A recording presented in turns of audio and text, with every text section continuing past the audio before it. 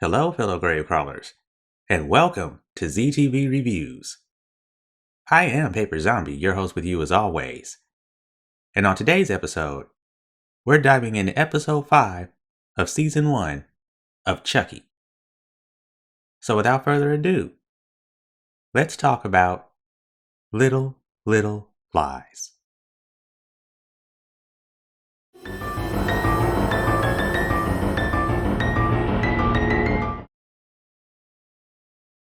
Our episode picks up the next morning after episode 4 in Caroline's ICU room as Nathan watches over her. To his joy, Caroline finally wakes up from her unconscious state. But instead of her being happy to see Daddy, she goes straight into a hissy fit because she wants Chucky. But once Caroline sees what Chucky looks like,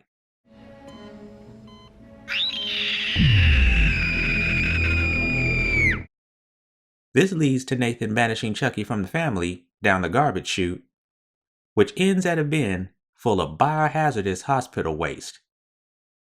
Now, you would think that this would concern Chucky, right? That's a good shit.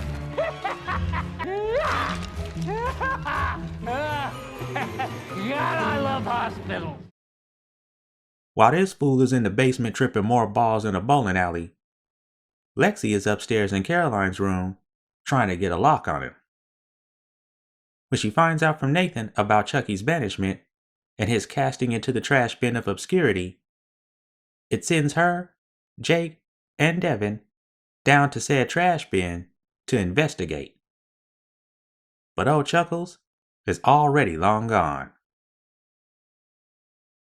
The three discuss the situation later on in class, when Miss Fairchild has to step outside the classroom to speak with Kim. And you can tell that our trio is so focused on finding and stopping Chucky that they don't take a second to realize that they're crewing up right in front of Junior like it won't grab his immediate attention. Jake notices this and asks the others if they should bring Junior in on the situation. Devin thinks they should, but Lexy thinks not, feeling that Junior wouldn't have the imagination to be able to handle the truth. Jake and Devin, knowing Junior themselves, agree. But none of this stops Junior from coming over to see what his girlfriend, best friend, and cousin are talking about. It leads to an awkward moment for everyone that leaves Junior knowing that something is up that he's not in on. Cut to later that afternoon as Lexy and family return to their house, which is now safe for them to inhabit again. As a surprise for Caroline, Nathan has gotten her a little something to cheer her up. Fortunately, Nathan didn't go get Chucky reupholstered, so this is not Chucky. It's just a regular good guy doll that he got over the internet named Tommy. Lexy doesn't know that though. And once she sees Tommy and is able to sneak him away from Caroline, she's like,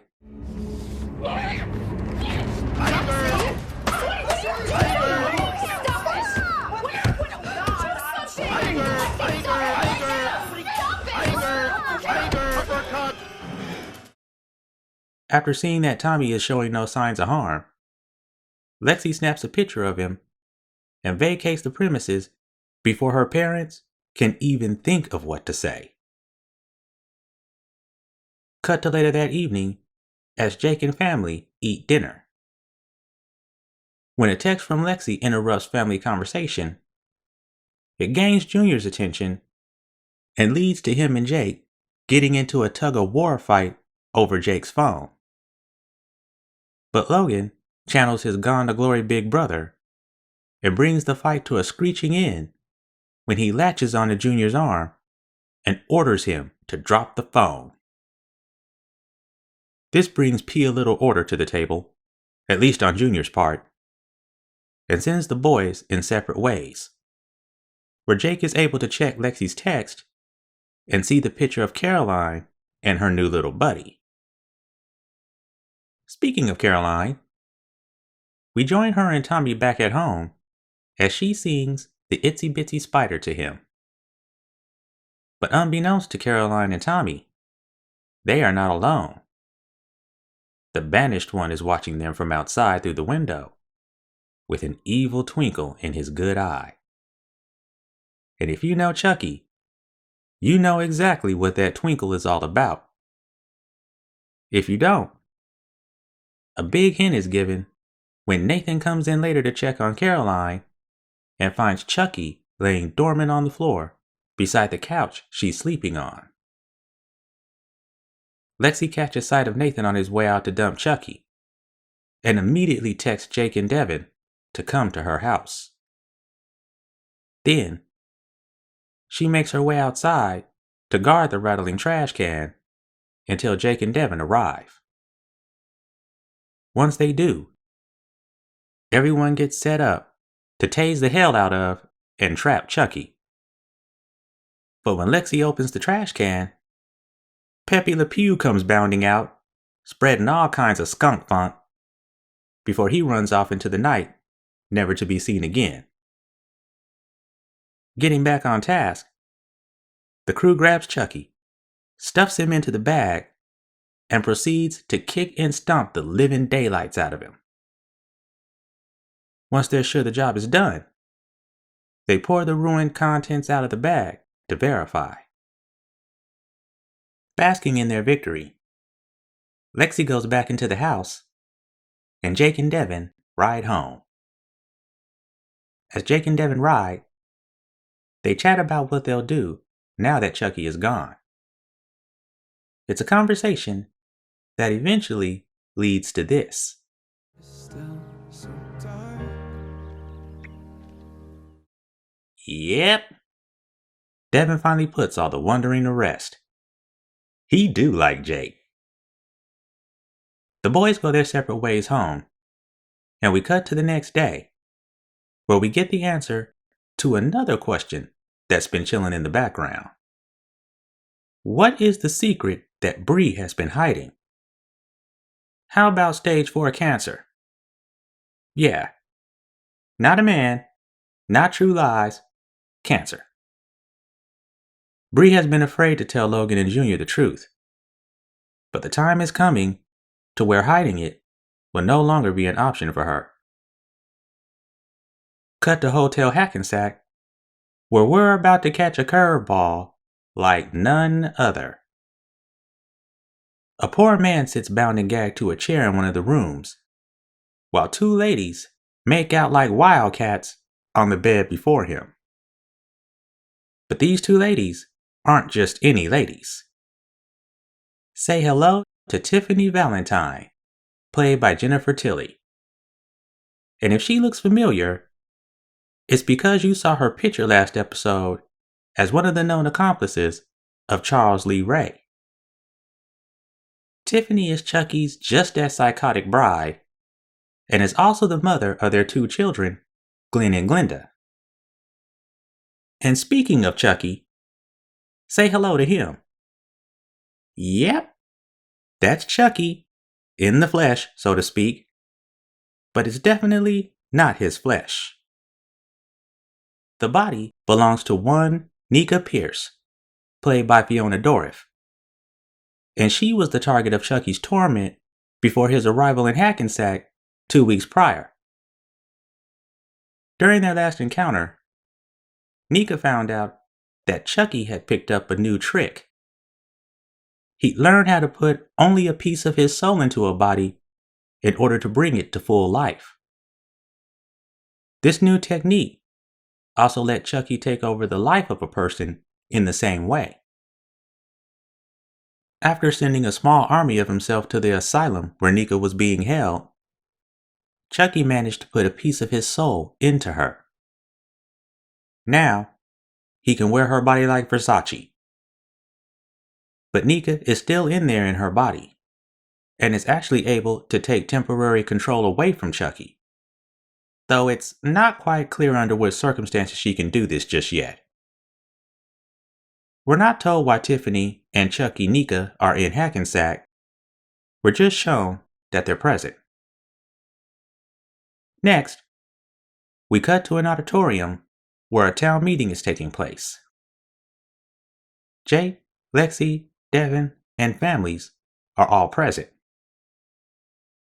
When Junior sees that Lexy and Devin and Jake are still crewing up, he confronts them and asks what they're hiding. Taking a leap of faith, Lexy tells Junior the truth about Chucky. As Lexy predicted, Junior believes the truth like he believes the sky is maple, and tells Lexy to grow up before he storms off to sit back with his mother and father. The meeting commences, with Michelle taking the stage first, followed by Kim, who is available to answer any questions concerning the murderous events of late. When Kim yields the stage to Principal McVeigh, the principal doesn't enter and take the stage. As Kim gets ready to check backstage, something rolls out from behind the stage curtains and onto the stage for the whole audience to see. And what they see is the severed head of Principal McVeigh. The curtains suddenly come open to reveal the rest of Principal McVeigh, who is tied to a chair with all thumbs up. Already knowing who's responsible, Jake, Lexy, and Devin wonder how in the world Chucky can still be alive. Backstage, Chucky cackles to himself gleefully in his brand new body. The good guy, formerly known as Tommy. And it's on this head-turning note that episode 5 comes to a close.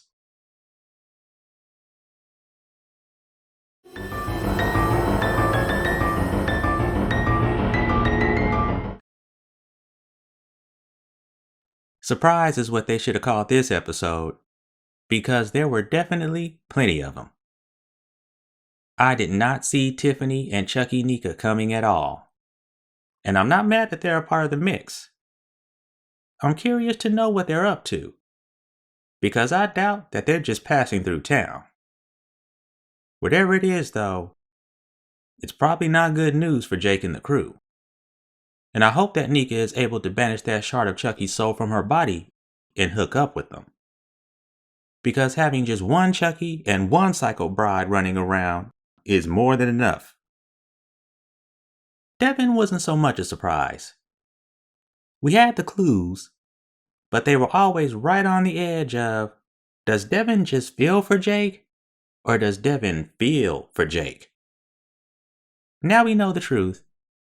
And I gotta say that him and Jake make a good couple. We know their feelings are genuine and mutual for each other.